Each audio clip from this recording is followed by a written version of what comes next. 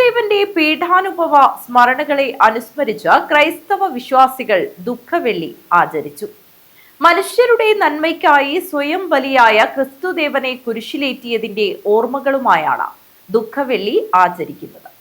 മനുഷ്യരുടെ പാപങ്ങൾ ഏറ്റെടുത്ത് ഗാഗുൽത്താ മലയിൽ കുരിശുമരണം വരിച്ച യേശുക്രിസ്തുവിന്റെ പീഡാസഹനം അനുസ്മരിച്ച് ക്രൈസ്തവ ദേവാലയങ്ങളിൽ പാപപരിഹാര പ്രദക്ഷിണമായ കുരിശിന്റെ വഴി നടന്നു. ക്രിസ്തു സഹിച്ച പീഡനാനുഭവങ്ങളുടെ പരിസമാപ്തിയാണ് കുരിശുമരണം. കുരിശുമരണത്തിന് മുന്നോടിയായി യേശുവിൻ്റെ പീഡനാനുഭവങ്ങളുടെ ഓർമ്മ പുതുക്കി കുരിശുമെടുത്ത് വൈദികരും കന്യാസ്ത്രീകളും വിശ്വാസികളും കുരിശിൻ്റെ വഴിയിൽ പങ്കെടുത്തു. കയ്പുനീർ കുടിച്ചും ഉപവാസമനുഷ്ഠിച്ചും നൂറുകണക്കിന് വിശ്വാസികൾ പള്ളികളിലെ തിരുകർമ്മങ്ങളിൽ പങ്കെടുത്തു. പീഡാസഹന ചരിത്ര ഓർമ്മയിൽ കുരിശിൽ നിന്നിറക്കിയ യേശുവിൻ്റെ നഗരി കാണിക്കലും കുരിശാരാധനയും കുരിശ് ചുംബനവും പരിശുദ്ധ കുർബാന സ്വീകരണവും നടന്നു. കാസർഗോഡ് കോട്ടക്കണി സെന്റ് ജോസഫ് ദേവാലയത്തിൽ നടന്ന കുരിശിന്റെ വഴിയിൽ നൂറുകണക്കിന് വിശ്വാസികൾ പങ്കെടുത്തു.